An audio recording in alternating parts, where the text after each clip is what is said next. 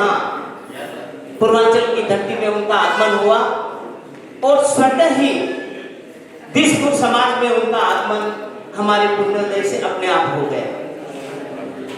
परम पूज्य मुनि श्री सौम्य मूर्ति,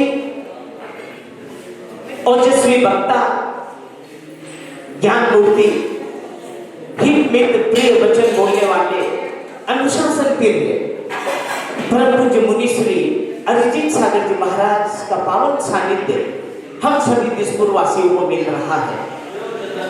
परम पूज्य मुनि श्री के पावन सानिध्य में गत दिनों दिसपुर मंदिर जी की जमीन का शिलान्यास का भव्य कार्यक्रम संपन्न हुआ।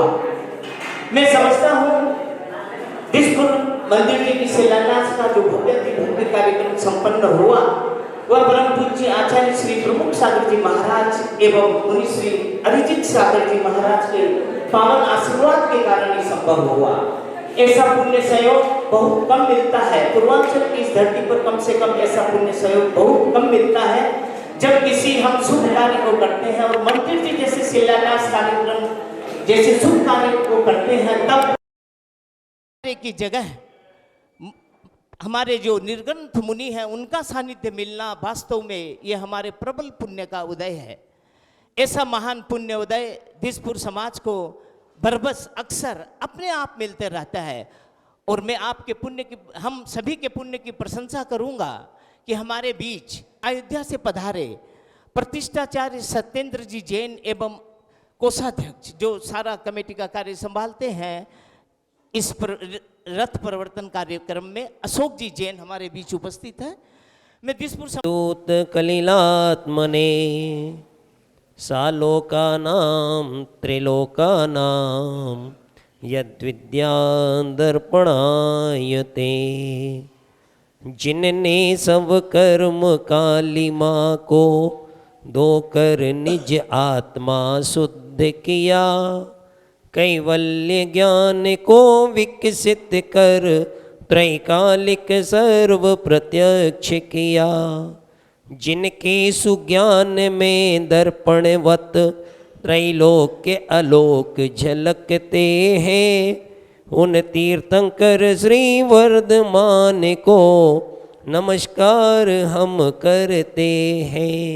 उन तीर्थंकर श्री आदिनाथ को नमस्कार हम करते हैं। सिद्धेभ्यः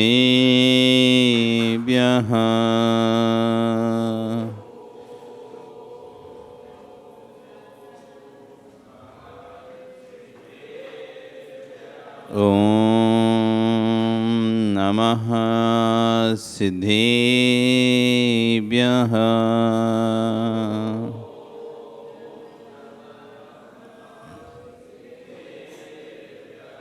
ॐ नमः सिद्धेभ्यः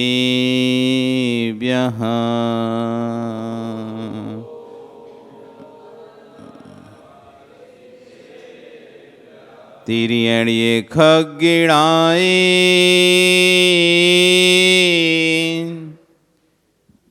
रोत्तारी मोहि सिर सिर बिहू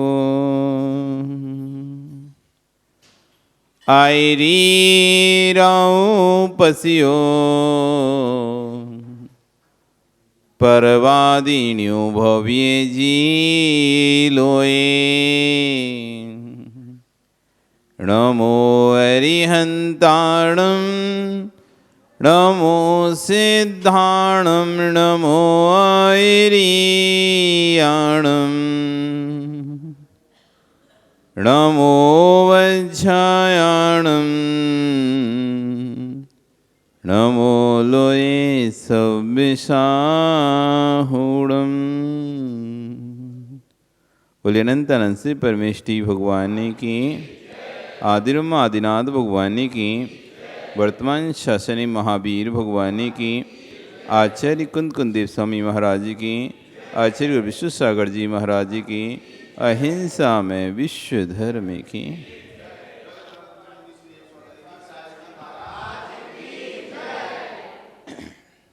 वह बंधु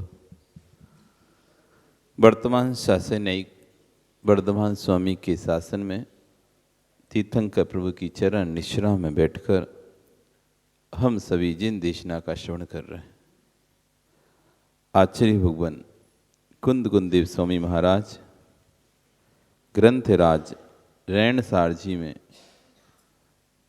श्रवण और श्रावक उभय धर्मों की व्याख्या कर रहे हैं।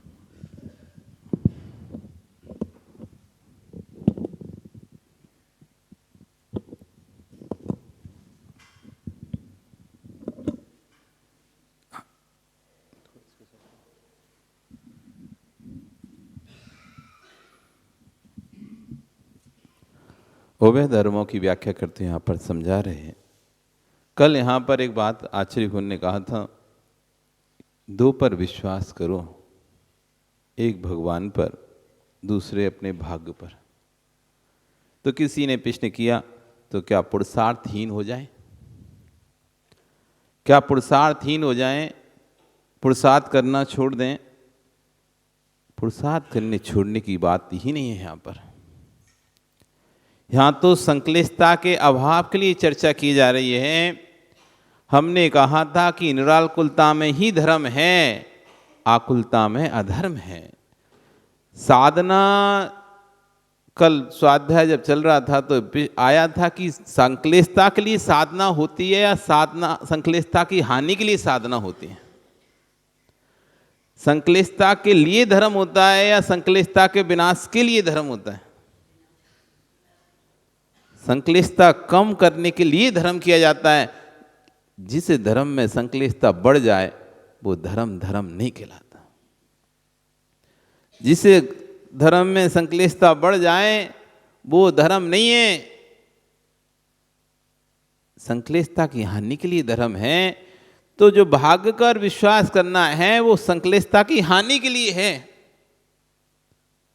आपको कोई वस्तु प्राप्त हो, बहुत पुरुषार्थ कर रहे हो, आप बहुत मेहनत कर रहे हो, घर में सबको खुश रखने की चेष्टा कर रहे हो, लेकिन तब भी कोई आपसे खुशी नहीं हो रहा। आप घर के सारे कार्य करते हो, सुबह से उठ के सब कार्य कर रहे हो, तब भी आपको सुनने ही मिल रहा है। आप अच्छे से बात भी कर रहे हो सामने वाले से, लेकिन तब भी सामने वाला कह रहा है आप चिढ़ करके बात क्यों बोलते, चिढ़ करके क्यों बात कर रहे हो उससे? अच्छे से बात, सब तरह से उसकी बात मान रहे हो, तब भी वो व्यक्ति आपको ही दोष ठहरा रहा है। अब उस समय आप क्या करोगे? रोओगे? अकेले कमरे में जाकर बैठकर आंसू बहाओगे कि देखो तो हम कुछ नहीं भी करते तो भी सामने वाला हमको सुनाता है, करेंगे तो क्या हाल होगा हमारा? उस समय सोचना चाहिए। संक्लिष्टता मत करो। असाधा का उदय, अपयस नाम कर्म का उदय, अपकीर्ति नाम कर्म का उदय तुम्हारी सत्ता में रखा हुआ है।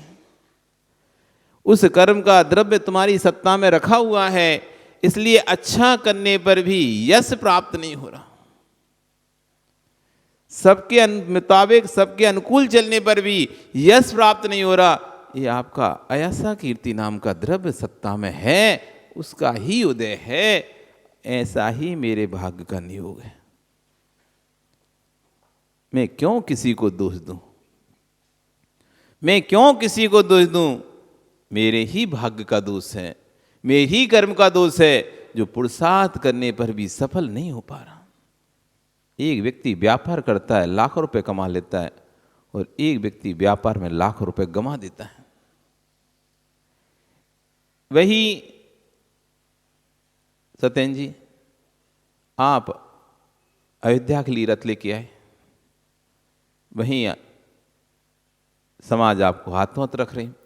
कोई दूसरा व्यक्ति रथ लेके आया, सामान्य के ठीक है ओम शांति, अब वो कहे उनके लिए तो इतना किया, हम भी तो गाड़ी में पेट्रोल डाल के लेके आए, चलाकर लाए, उनके लिए तो इतना किया, हमारे लिए तो नहीं कर रहे। संक्लिष्टता करे तो आश्चर्य भवन कह रहे हैं, जिसके भाग में जो है वो उसे मिलेगा। पुरुषार्थ व्यक्ति कर सकता है, कैकई, बात कर लो कैकई से। कैकई, तुम राम को जंगल भिजवा सकती हो, तुम अपने पुत्र को राज्य दिला सकती हो, लेकिन राम को जंगल का अनुभव नहीं करा सकती। अपने पुत्र को राज्य के सुख का अनुभव नहीं करा पाती। उस कैकई ने भरत को राजा तो बना दिया, लेकिन उस भरत को राज्य सुख का अनुभव नहीं करा पा रही है। वो इसी बात में दुखी है कि मेरे कारण से मेरे भाई को जंगल जाना पड़ा, मेरे कारण से मेरे भाई को वनवास भोगना पड़ रहा है। मैं नहीं होता तो मेरे भाई को वनवास नहीं जाना पड़ता। कैकई राजा तो बना दिया, लेकिन राज्य सुख दिला पाई क्या? राम को जंगल तो भिजा दिया, लेकिन जंगल के दुख भोगवा पाई क्या? इसी बात को आचार्य भगवान कह रहे हैं कि जब श्री राम को जंगल भिजाने कैकई निमित्त बनी, अपने बेटे को राज मांग लिया, श्री राम जंगल चले गए। लेकिन ध्यान रखो, वनवास तो भेज सकती है, लेकिन वन में वास उसका ही नियोग है। वहां पर सुख की अनुभूति लेना है कि दुख की अनुभूति लेना है, जंगल में भी, ये भी उसका ही स्वयं का भाग्य है। वहां रहकर भी सुख दुख के साधन तो दूसरा जुटा सकता है, सुख के साधन भी दूसरा जुटा सकता है, लेकिन उस सुख दुख के साधन में सुख दुख की अनुभूति होना, ये तुम्हारे स्वयं का कर्मोदय के अधीन है। साधन दूसरा जुटा सकता है, दुखी होने के साधन भी जुटा सकता है, लेकिन उन दुखी होने के साधनों में आप दुख महसूस करना चाहते हो या नहीं करना चाहते, ये आपका नियोग है। आप चाहो तो उसी दुख के साधन में अपने कर्म को ढूंढ लो। मैंने भी तो किया। मैं ना कह रही अपने पिता से, पिता रो रहा है, बेटी मैंने तुम्हारे साथ गलत कर दिया, कोड़ी के साथ तुम्हारी शादी कर दी, तुमने क्यों मुझे गुस्सा दिलाया, क्यों मेरी बात नहीं मानी? अभी भी कुछ नहीं बिगड़ा, तुम बोल दो, अभी मैं कोड़ी को भगा दूंगा, बढ़िया राजा से शादी करा दूंगा। मैं ना सुंदी करी, कोड़ी पति जो दिया आपने, कामदेव बन जाएगा। मैं न सुंदरी कहे पिता से, भाग्य उदय जब आएगा। कोड़ी पति जो दिया आपने, कामदेव बन जाएगा। कितनी श्रद्धा होगी उसने, कितना विश्वास है उसे अपने। मेरे भाग में यदि सुंदर पति है तो आप कैसा भी दे दो, वह भी ठीक हो जाएगा। इतनी आस्था है आपको अपने आप पे। 1 घंटे दुकान जाने में लेट हो जाते हो, आकुल व्याकुल परिणाम हो जाते हैं। फिर बहुत, महाराज जी दुकान का टाइम है, ये है वो है। 1 घंटे भी यदि लेट हो जाएं, 15 मिनट भी यदि ज्यादा तुम्हारे कहीं लग जाएं, आकुल व्याकुल धर्म में परिणाम होने लगते हैं। तुम विश्वास ही नहीं है कि मेरे भाग का धन है वो कहीं जा नहीं सकता और दूसरे के भाग का मेरे पास आ नहीं सकता। ऐसे जीव भी हैं जो सुबह से दुकान खोलकर बैठते हैं, शाम को 10 बजे तक बैठे रहते हैं, तब भी नहीं कमा पाते। और ऐसे जीव भी हैं जो 12 बजे खोलते हैं, 5 बजे बंद कर देते हैं, तब भी उससे अधिक धन कमा लेते हैं। ज्यादा खोलने से ज्यादा पैसा नहीं आता। तुम सोचो कि हम सुबह से खोल के बैठ जाएंगे तो ज्यादा पैसा आएगा, और देर लेट खोलेंगे तो देर से पैसा आएगा। अरे तुम्हारे भाग्य की वस्तु है, उस व्यक्ति का दिमाग बदल जाएगा। तुम भी व्यापारी हो, तुम भी व्यापार करने जाते हो, जिस दुकान से तुमको माल लेना, नई दुकान खुलती, तुम सोचते चलो और काम कर ले रहे, बाद में इसी यहाँ जाएंगे। उसके भाग का पैसा है, उसके भाग्य का पैसा है, तो तुम्हारा मन भी बदल जाता है। अभी चलो दूसरा काम करते हैं, जब इस व्यापारी दुकान खुलेगी लेंगे तो यहीं से ही। उस 4 काम पहले निपटा लेगा जो बाद में निपटाना था, और आखिरी में आप वो जब खोलेगा आप उससे लेके आओगे। आप चाहते तो और अगल बगल में नकदी पैसा भी आपके पास था, ले सकते थे, तब भी नहीं हो रहा है आपके भाव कि मैं दूसरे से ले लूं। बगल की दुकानें खड़ी हैं, बुला भी रहे हैं, भैया आ जाओ, यहां से देख लो, यहां से देख लो, यहां से ले लो, तब भी तुम कह रहे नहीं नहीं भैया हम इंतजार करते हैं। हम उसका इंतजार कर रहे हैं जब तक दूसरा काम करके आ जाता हूं।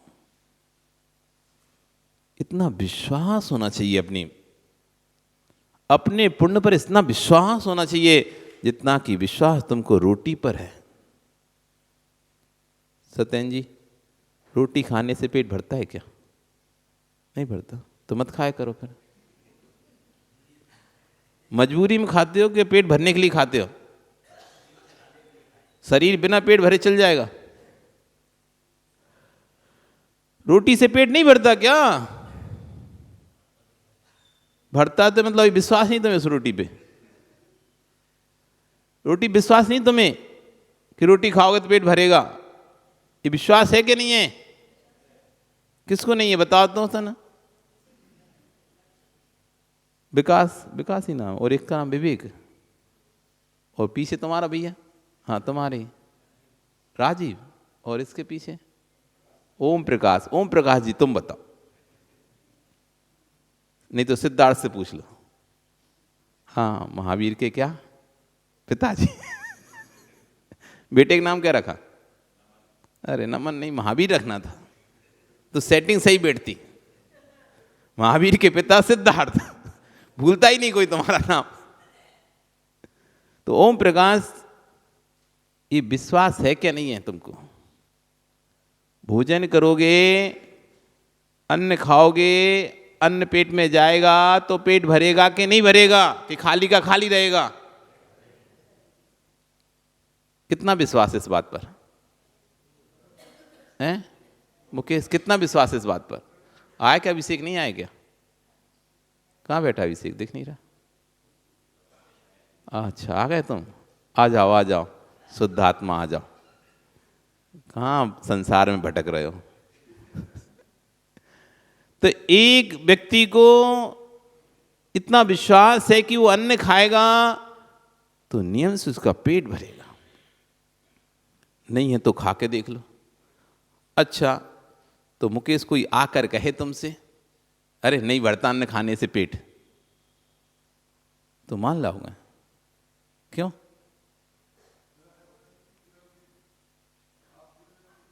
क्या अभिषेक अन्न खाने से पेट भरता है क्या? कि पेट ही भरती है? पेट तो भरता है, इसमें कितनी शंका है?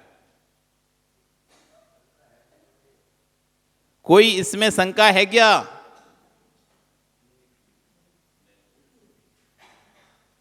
सोचो, बोलो। इस बात में कितनी आपको शंका है? क्या ऐसा है कि नहीं भरता नहीं भरता, ऐसा कुछ है क्या? उसका तो भरा ही नहीं था पेट, हमने तो उसको खूब अन्न खिलाया था, खूब ठूस ठूस के लाया, तब भी पेट नहीं भरा। ऐसा कहीं देखा है तुमने? कि तुमने किसी को खाना खिलाया हो और खूब खिलाया हो तब भी उसका पेट ना भरा हो? मन नहीं भरा हो सकता है, मन नहीं भरा हो सकता है। कभी कभी होता है ना, पेट भर जाता है मन नहीं भरता। कभी कभी मन भर जाता है पेट नहीं भरता, क्यों? खाने नहीं मिला ना, थोड़ा सा मिला, और होता तो और खा लेते। अब एक ही कचौड़ी मिली प्रमोद को, अब प्रमोद को खानी थी 4, अच्छी लग रही थी, लेकिन उसने एक ही दी, पर एक खाई ऐसा लग रहा था आह मजा आ गया, मन तो भरा लेकिन पेट नहीं भर पाया, क्योंकि और ज्यादा चाहिए था ना। तो मन ना भरे हो सकता है, लेकिन यदि अनाज खाएंगे हम, पेट पूरा जितना खाना है, तो पेट भरेगा कि नहीं भरेगा? कोई शक है इसमें अभिषेक? नहीं है ना? विश्वास है कि नहीं इस बात पर? है क्या विश्वास? तो जैसा इस पे विश्वास है, फिर 1000 सिर का आदमी तुम्हारे सामने आ जाए और कहे कि तुम अनाज खाओगे तो पेट नहीं भरेगा, तो मान जाओगे क्या? क्यों? कितना विश्वास है तुम्हें उस अनाज पर? अनुभव से जाना है ना, अनुभव से जाना है, तो कितना विश्वास हो गया तुम्हें। क्या ये बात तुम्हें अनुभव से सिद्ध नहीं है कि जो तेरे भाग में है वो तुझे मिलेगा? क्या तुमने देखी नहीं है? दूसरे व्यक्ति को देखकर समझ में नहीं आ रहा कि जिसके भाग में जो होता है उसको मिलता है। राम जंगल में भी चले गए, राम जंगल में भी चले गए, तब भी उनको राज्य सुख वहां भी प्राप्त हो रहा है, वहां भी उनको प्राप्त हो रहा है। दूसरे ने दुख का साधन तो जुटा दिया, लेकिन सामने वाले के भाग में भी तो दुख होना चाहिए ना। दूसरे ने दुख का साधन तो जुटा दिया। क्या अभिषेक तुम्हारे साथ कितने लोग पड़े थे? सभी निकल गए, सभी IAS IPS बन गए, तो कोई रह गए? क्या उन्होंने पुरुषार्थ नहीं किया था? कुछ तो ऐसे भी होंगे जिन्होंने पास भी कर लिया होगा, इंटरव्यू में तुम्हारे साथ भी होंगे, कोई कमी नहीं करी उन्होंने मेहनत करने में, और नंबर लेकर इंटरव्यू तक भी पहुंच गए, और यहां तक इंटरव्यू भी दिया। और बहुत सारे लोग उस इंटरव्यू में भी अब पास हैं, लेकिन सिलेक्शन एक का ही करना है। अब वहां किसको, अब आप रोगे कि गाओगे यदि सिलेक्शन नहीं हुआ तो? पूरा पुरुषार्थ करने पर भी आखिरी में आपको जब संक्लिष्टता होगी काम नहीं होने पर, तो आपको फिर आना ही पड़ेगा, मेरे ही भाग में ऐसा था, मेरी ही भाग में इस तरह का नियोग लिखा था, जो मुझे ऐसी वस्तु प्राप्त हुई अथवा ऐसी वस्तु प्राप्त नहीं हुई, ये भाग पर विश्वास करना नहीं, संक्लिष्टता की हानि के लिए करना है, अभिमान के लिए नहीं, घमंड के लिए नहीं कि देखो मुझे मिला। तुम्हें कुछ नहीं मिला, जो तुम्हारा था वही तो तुम्हें मिला है। किसी दूसरे का तो तुमने ले नहीं पाया आज तक, और ना ले सकते कभी किसी दूसरे का। जो भी मिलेगा तुमको तुम्हारा ही मिलेगा, अपनी ही वस्तु तुम्हें प्राप्त होगी, दूसरे की वस्तु प्राप्त नहीं हो सकती। और जो भी जाएगा तुम्हारा ही भाग में नहीं था इसलिए जाएगा, दूसरे के कारण से कभी भी कोई वस्तु नहीं जा सकती। अपने कर्म सिवा है जीव को कोई न फल देता कुछ भी, पर देता है ये विचार तज, निश्चित निश्चल हो छोड़ प्रमाद बुद्धि। ये प्रमाद बुद्धि छोड़ो कि मैं दूसरे का करता हूं, दूसरा मेरा करता है। ना कोई मेरा करता है, ना मैं किसी का करता हूं। मैं सिर्फ संतान को जन्म दिया, अभिषेक ओम प्रकाश जी संतान को जन्म दिया। संतान को, तुमने संतान की आयु को जन्म दिया, तुमने संतान की आत्मा को जन्म दिया अपनी, या तुमने संतान की जिन औदारिक वर्णाओं से शरीर बना था उसको जन्म दिया, उन वर्णाओं को जन्म दिया। तुमने किसको जन्म दिया? किसको जन्म दिया बताओ तो थोड़ा। आत्मा तो त्रैकालिक थी, उसे तुम जन्म दे नहीं सकते। वो अपना आयु कर्म स्वयं लेके आया, उसको तुम दे नहीं सकते। ये प्रेरणाएं अनादिकाल से इस पूरे लोक में फैली हुई हैं, औदार्य वर्णाएं, वो तुम बना नहीं सकते। तो आपने जन्म किसको दिया? आपने जन्म दिया ना बच्चे को, दिया क्या? तो बच्चे के किस अंश को आपने जन्म दिया है? जो व्यक्ति जो देता है वो अपना हिस्सा देता है, तब उसका कहलाता है उससे ये उत्पन्न हुआ। तो तुम्हारे चेतन के किस अंश से तुम्हारी संतान का जन्म हुआ है?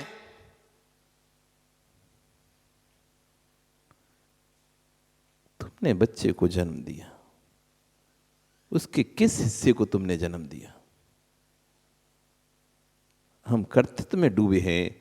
हमने संतान को जन्म दिया, तुमने संतान को जन्म नहीं दिया था, संतान ने तो जन्म ले लिया, तुमने तो अपने सिर्फ विकारी भावों को जन्म दिया था। तुमने सिर्फ विकारी भाव किए थे, वो विकारी भावों का फल है वो संतान जन्म ले ली। तुम संतान को जन्म नहीं दे सकते, पर कर्तृत्व बुद्धि ऐसी है, हम वो विकारी भाव का भाव तो भूल गए और कह रहे हम संतान को जन्म दिए। आप किसी के कर्ता बन ही नहीं सकते। निमित्त तो कर्ता तो बन सकते हो, निमित्त कर्ता तो बन सकते हो, लेकिन उपादान कर्ता तुम किसी भी वस्तु के नहीं हो सकते हो। उपादान कर्ता उसका स्वयं का ही कर्मोपादान होगा। उसका गोरा होना, उसका काला होना, उसका लूला होना, उसका लंगड़ा होना, उसका शरीर सीधा होना, मस्तिष्क अच्छा होना, जो भी होना वो उसके ही कर्माधीन है। तुमने सिर्फ अपने बेकारी भाव किए, अब वो काला पैदा होगा कि गोरा पैदा होगा उसका वर्ण नाम कर्म डिसाइड करेगा। वो ज्ञानी होगा या अज्ञानी होगा उसका ज्ञानवर्णी कर्म डिसाइड करेगा। लूला होगा लंगड़ा होगा उसके अंगोपांग नाम कर्म डिसाइड करेंगे। कितने इंद्रिय होगा वो सब उसके कर्म डिसाइड कर रहे हैं। कैसा सेनन उसे मिलेगा ये उसके कर्म डिसाइड कर रहे हैं। कितनी आयु उसको मिलेगी उसके कर्म डिसाइड कर रहा है। आप क्या डिसाइड कर रहे हो उसके बारे में? आपने क्या निश्चित किया उसके लिए? आपने उसकी आयु निश्चित करी, आपने उसका रंग निश्चित किया, आपने उसके अंगोपांग निश्चित किए, आपने उसका ज्ञान दर्शन निश्चित किया। क्या निश्चय? आपने उनका भविष्य निश्चित किया। क्या किया आपने? उनका क्या बनाया आपने? कुछ तो नहीं किया। वो तो जैसा नाम कर्म का बंद करके आया वैसे शरीर की रचना हो गई। जैसे ज्ञानवर्णी कर्म का बंद किया था, दर्शनवर्णी कर्म का बंद किया था, उसे वैसा ज्ञान हो रहा है। जैसा भोजनी कर्म का बंद हुआ था वैसे उसे सम्यक के साधन मिल रहे हैं, नहीं मिलेंगे। जैसा उसने गोत्र कर्म का बंद किया था वैसा उच्च गोत्र हीन गोत्र में आ रहा है। जैसा नाम आयु नाम गोत्र अंतराय वेदनी, जैसा उसने वेदनी कर्म का बंद किया वैसे वो सुख दुख को वेग रहा है। आप क्या कर रहे हो? फिर भी हम कर्ता बने, हम संतान का पालन कर रहे, हम संतान का को जन्म दे रहे। ठीक है, निमित्त कर्ता बांध लेते तुमको, लेकिन उपादान कर्ता तो वो स्वयं ही है। हमारी दृष्टि निमित्ताधीन हो चुकी है, हमारी दृष्टि निमित्ताधीन हो चुकी है। हम बस निमित्त को ही देखते हैं, उपादान पर दृष्टि जाती ही नहीं है। और जब तक उपादान दृष्टि नहीं बनेगी तब तक कल्याण होने वाला नहीं है। हम कभी सोचते नहीं हैं, हम कभी उपादान पर ध्यान ही नहीं देते हैं कि मेरे स्वयं की ही योग्यता इस तरह की है जो दूसरे को तो सब कुछ मिल रहा है। एक ही पिता एक ही माँ के दो बेटे हैं, एक माँ किसी बेटे को अधिक प्यार करती है, किसी को नहीं करती। अब दोष किसका, माँ का या बेटे का? एक ही माँ है, चार बेटे हैं, और देखा भी जाता है, प्रत्यक्ष में भी देखा जाता है। देखा जाता ही नहीं देखा जाता। चार बेटों पे अलग अलग प्रेम दिखाई देता है, अलग अलग प्रेम दिखाई देता है। ये अलग अलग प्रेम क्यों? माँ अलग अलग हैं या पिता अलग अलग हैं? माँ पिता एक ही हैं। एक से ही 9 माह, उसको भी 9 माह रखा था, इसको भी 9 माह रखा था। जैसा कष्ट इसको जन्म देने में लिया था वैसा कष्ट इसको जन्म देने में हुआ था। कुछ भी फर्क नहीं था, फिर भी अलग अलग भाव क्यों आ रहे हैं? क्यों आ रहे हैं अभिषेक, बताओ? हाँ हाँ, ये बात पर विश्वास है कि नहीं तुमको? अरे कुछ नहीं, क्या होता? आप तो बताओ, चारों के लिए अलग अलग भाव क्यों आ रहे हैं उस मां के अंदर? उन बच्चों ने कुछ बिगाड़ा? छोटे से ही भाव आने लगते हैं। बड़े होकर कोई कहे भैया, बड़े होकर देखो वो ध्यान रखता है इसलिए ज्यादा प्यार है, या वो नहीं रखता। यहां तक होता है कि जो ध्यान रखता है उस पर प्यार नहीं आता, जो ध्यान नहीं रखता उस पर भी प्यार आने आता है। ऐसा भी देखा जाता है। वो कहते अरे देखो वो तो ध्यान नहीं रखता, तब भी मां उसी की पक्ष लेती है, और जिसके यहां रहती है उसका पक्ष ही नहीं लेती। ऐसा भी नहीं कहना कि महाराज जी जो ध्यान रखता है तो उसी के प्रति उसका ज्यादा स्नेह होता है, तो ध्यान नहीं। तो ऐसा भी देखा जाता है, रहती किसी के यहां पे है, रहती किसी बेटे के यहां पे, वो इसने किसी बेटे से रहता है। ऐसा भी देखते हैं नहीं देखते अभिषेक? ये क्यों? ऐसा क्यों हुआ? अब बताओ, तुमने उसकी रोटी के लिए दिया, महाराज वो तो अनुभूत है इसलिए विश्वास है। अब ये बताओ, ये अनुभूत है कि नहीं? ये बात शुद्ध परिचिदान भूया, तो ये आपने सुनी है, देखी है या अनुभूत की? ये बात आप सुन भी सकते हो, ये बात देखी भी हो सकती है, और स्वयं के साथ बीती हो तो अनुभूत भी है। ये बात है कि नहीं? तो ये बात सत्य है कि नहीं कि उन बेटों का जैसा महाराज जी कर्म था, जैसा उनका भाग्य था, वैसे उनको मिल रहा है। जिसने जितना जैसा किया था, अब सामने वाले की क्या गलती, उसका ही तो भाग उसको सामने वाले को प्रेरित कर रहा है, खींच रहा है स्नेह करने के लिए। तो इससे सिद्ध होता है प्रत्येक व्यक्ति का अपना अपना स्वतंत्र भाग्य है, और अपने ही भाग के बल पर वो वस्तु को प्राप्त करता है। पुरुषार्थ एक साथ कर रहा है, एक साथ करने पर भी आखिर में मिलेगा उतना ही जितना उसके भाग में होगा। जब इस बात का विश्वास तुम्हें अकाट हो जाएगा, तो 1 घंटे दुकान जाने से लेट हो जाओगे, फिर वो तो विकल्प नहीं होगा। 15 मिनट 20 मिनट तुम्हें लेट हो जाएगा, विवेक तो विकल्प नहीं होगा। अरे लेट हो गया, लेट हो गया, लेट हो गया। आज दुकान खोलने में, आज देखो महाराज ने 15 मिनट लेट कर दिया, दुकान अब आधा घंटा लेट खुलेगी हमारी आज। जब विश्वास होगा, ओहो कोई बात नहीं, मेरे भाग में जितना होगा वो मैं 1 घंटे भी दुकान खोलूंगा ना, 1 घंटे भी व्यापार करूंगा तो भी मुझे प्राप्त मिलेगा। ये किस लिए? ये इसलिए कि जिस दिन आप लेट हो गए, जिस दिन आप नहीं गए, उस दिन आप संक्लिष्टता ना करो पूरे दिन। नहीं तो पूरे दिन ये आज तो लेट हो गए, आज तो लेट हो गए, आज तो लेट हो गए। तो वो जो संक्लेश भाव है, उस भाव को हटाने के लिए कह रहे हैं आचार्य भगवान कि अपने भाग्य के में जो है, भाग्य भरोसे बैठने की बात नहीं कर रहे। आपके भाग में जो है, पुरुषार्थ करने पर भी वही मिलेगा। आप पुरुषार्थ करते समय संक्लेशता मत करो, आप तो पुरुषार्थ करते रहो और विश्वास रखो कि जो है वो मुझे जरूर प्राप्त होगा। मैं अपना 100% दे रहा हूं। 100% देने के बाद वस्तु मिलती है तो ज्यादा हर्षित नहीं होना, और वस्तु नहीं भी मिलती है तो ज्यादा संक्लेशित नहीं होना, क्योंकि जो था वो मिलेगा।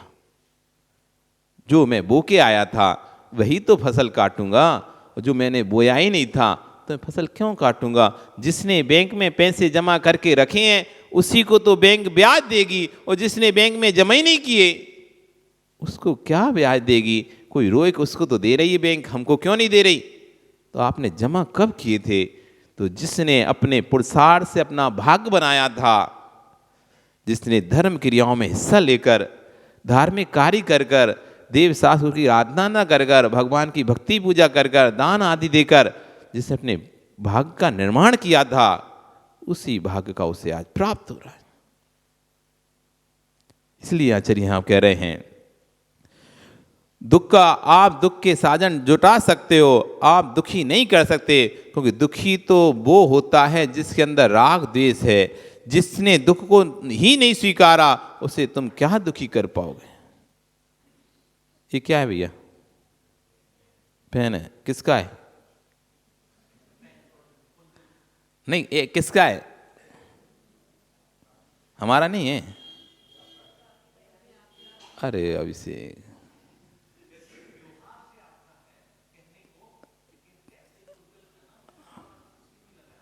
अरे ये हमारा पेन है कि नहीं है? अच्छा, कपड़े तुम जो पहनते हो किसके पहनते हो? नहीं, अभी जो पहने हो मतलब आए हो, अभी तो कह दो महाराज जी तो मंदिर के तुम जो कपड़े पहनते हो किसके पहनते हो? अपने नहीं पहनते, पड़ोसी के पहन के आते हो। तो जो व्यवहार से हैं वो तुम्हारे हैं कि नहीं है? कोई उनको छीनेगा तो तुम उसे छीनने दोगे क्या? हैं? कोई चोरी करके उनको लेके जाएगा तो कपड़े की हैं, तुम्हारे तो है नहीं है। कोई चोर चोरी करेगा तो तुम उसे चोरी करने दोगे क्या? क्यों नहीं करने दोगे? वो तो वो कहेगा अरे अभिषेक जी आप क्या हमको रोक रहे हो, ये तो आपके है ही नहीं है, आप तो चेतन हो, ये तो अचेतन है, कपड़े के कपड़े हैं, तो हमको क्यों रोक रहे हो? ये तो व्यवहार से है, और व्यवहार तो सत्य होता ही नहीं है, तो कपड़े भी आपके नहीं है, मुझे ले जाने दो।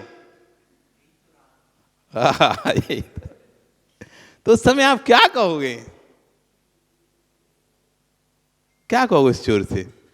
हाँ बात तो तू सही कह रहा, ले जा ले जा, सारे ले जा, ये गहने भी ले जा, ये सोना भी ले जा, पैसा भी ले जा, कुछ मत छोड़। क्यों? मेरा तो कुछ भी नहीं है। जब तुम्हारा कुछ है ही नहीं है तो फिर राग किस बात का? जब तुम्हारा है ही नहीं है तो राग किस बात का? राग तो उस पर होता है जो अपना होता है। राग तो उस पर होता है जो अपना होता है। ये रथ खड़ा वो तुम्हारा है क्या? अब इसमें कोई कील गिर जाए, कुछ टूट जाए, कुछ होगा तो तुम्हें दुख होगा क्या? और कोई उसको ले भी जाए तो तुम्हें क्या है? तुम कुछ बोलोगे उसे, मत ले जा मत ले जा, मेरा है। क्यों? क्योंकि तुम उस पर राग ही नहीं है, क्यों तुम्हारा ही नहीं है। जो तुम्हारा नहीं है उस पर तुम्हें राग नहीं है, चाहे उसे ले जाए, चाहे यहाँ रखे, चाहे 20 रुपये ला के खड़ा कर दे, तो तुम्हें क्या? पर तुम्हारी गाड़ी है कि नहीं है? वो किसकी है? वो तुम्हारी है ना। तो उस पर राग है कि नहीं? तो राग किस पे होता है? हाँ, तो वो मेरा हुआ क्या? जो मेरे कर्म को वजह से मुझे मिला वो किसका है? मेरा है कि नहीं है? पहले इसको भी स्वीकार करो, पहले व्यवहार को भी स्वीकार करना पड़ेगा, फिर निश्चय की चर्चा करेंगे। यदि व्यवहार को स्वीकार नहीं करोगे तो लोक व्यवहार खत्म हो जाएगा तुम्हारा। यदि व्यवहार को स्वीकार नहीं करोगे तो लोक में तुम रह नहीं पाओगे, इस संसार में रह नहीं पा रहे हो, लोगों के बीच में रह नहीं पाओगे। आचार्य भट्ट टंकलक देव स्वामी के सामने जब प्रश्न किया, उनके ऐसा नहीं समझना कि पहले को लोग नहीं होते थे तार्किक क्या करने वाले। जब हमारे आचार्य ने लिखा आद्य परोक्षम कि मति ज्ञान और शुद्ध ज्ञान परोक्ष ज्ञान है और अवधि मना पर्य केवल ज्ञान प्रत्यक्ष ज्ञान है, तो दूसरे लोगों ने सामने एक प्रश्न खड़ा कर दिया, विनोद जी मति ज्ञान शुद्ध ज्ञान मतलब आंखों से देखा हुआ ज्ञान परोक्ष, परोक्ष समझते ना, इनडायरेक्ट। तो जब आंखों से देखा हुआ इनडायरेक्ट होगा तो फिर सामने बैठे व्यक्ति को हम कहेंगे हमने देखा ही नहीं है डायरेक्ट सीधा। आप लोग जैन लोग कैसे पागल हो कि सामने वस्तु रखी हुई है उसको देख भी रहे हो तब भी कह रहे हो कि तो ये परोक्ष है? क्योंकि आपके यहाँ कहा है मति शुद्ध ज्ञान के द्वारा जो देखा जाता है, इंद्रियों के द्वारा, इंद्रिय और मन से जो वस्तु देखी जाती है वो सब परोक्ष है। ये तो आप लोग पागल हो जैन लोग। तब आचार्य भट्ट टंकलक देव स्वामी ने एक सूत्र लिखा, इंद्रिय इंद्रिय निमित्तम सांव्यारिक प्रत्यक्षम। इंद्रिय और इंद्रिय के निमित्त से, क्योंकि हमें जगत में भी रहना है, लोगों के बीच में ही रहना है, पागल सिद्ध नहीं होना हमको कि सामने वस्तु देखने सब तो जिसे प्रत्यक्ष कह रहे हैं और तुम एक जैनी अकेले ऐसे जो उसको परोक्ष कह रहे हो। तब आचार्य भगवान टंकलक देव स्वामी ने कहा वो ठीक है, हम सिद्धांत में उसको परोक्ष मानते हैं, लेकिन हम जगत में हमारे लिए वो सांव्यारिक प्रत्यक्ष ही है, व्यवहार चलाने के लिए वो हमारा प्रत्यक्ष है। उसे सांव्यारिक प्रत्यक्ष नाम दिएगा। उस परोक्ष को भी प्रत्यक्ष स्वीकार करना पड़ा। सांव्यारिक प्रत्यक्ष हम मूल प्रत्यक्ष नहीं मानते उसे, लेकिन व्यवहार चलाने के लिए वो भी प्रत्यक्ष ही है। ऐसी पहले आपको व्यवहार को भी सत्य स्वीकार करना पड़ेगा, असत्य को भी पहले सत्य स्वीकार करना पड़ता है। असत्य सत्य है कि नहीं है?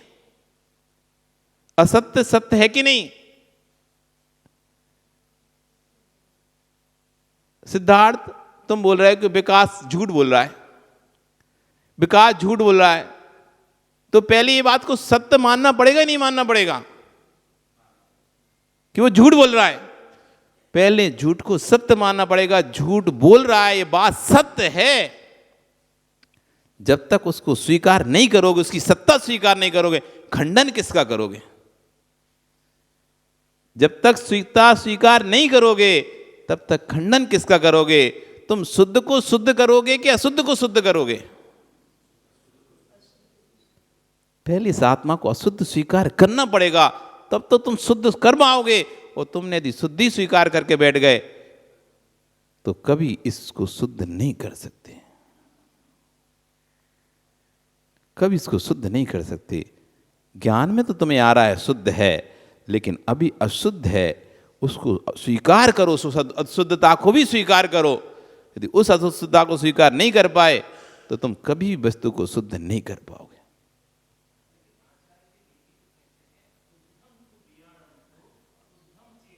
आचार्य भगवान कब कहां क्या कहते हैं, उस व्याख्या को आपको समझना पड़ेगा।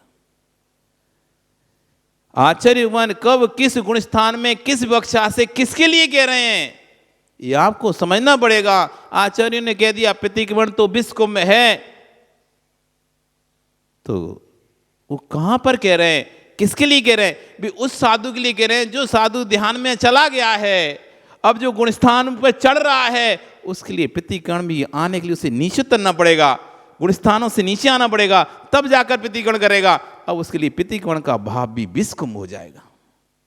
और तुम अभी प्रारंभिक स्टेज पे हो, तुमने पढ़ लिया प्रतिक्रम विस्कुम, तुमने छोड़ दिया, भैया तुम्हारे लिए तो भैया अमृत कुंभ है वो प्रतिक्रमण।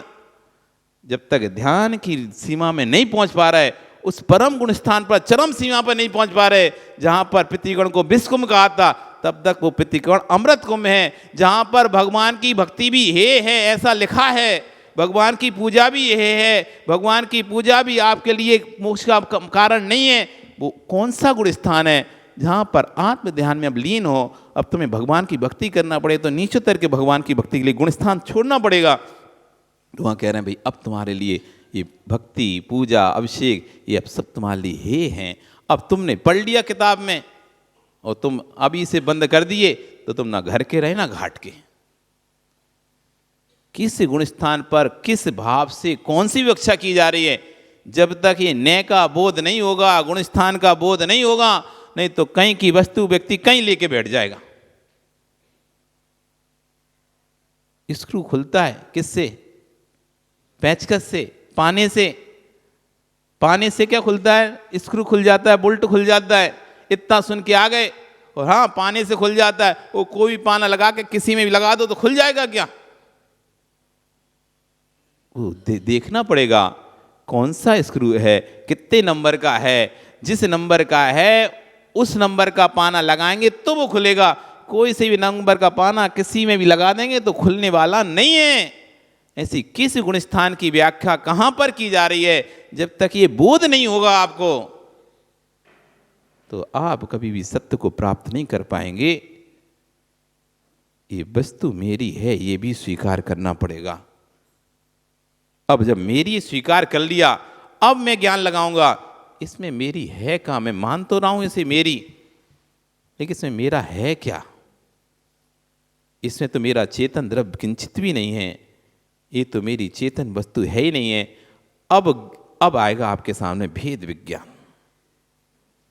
अब करो आप भेद। मैं जिसको अपना मान रहा हूं क्या वो मेरा है? ये मेरा नहीं है। अब भेद विज्ञान जब तक आप मानोगे नहीं तो भेद करोगे किसमें? जब तक वस्तु को अपना स्वीकार करोगे नहीं तो भेद करोगे किसमें? जब पहले से ही अलग थी तो अब कहने की क्या जरूरत है कि मैं अलग हूं। ये विवेक तब जागृत होगा जब आपको न्याय का जिनवाणी का अध्ययन होगा। आपका समय हो गया, कल फिर आओगे, पर आ रही तो और चर्चा करेंगे। बोली भगवान महावीर स्वामी की।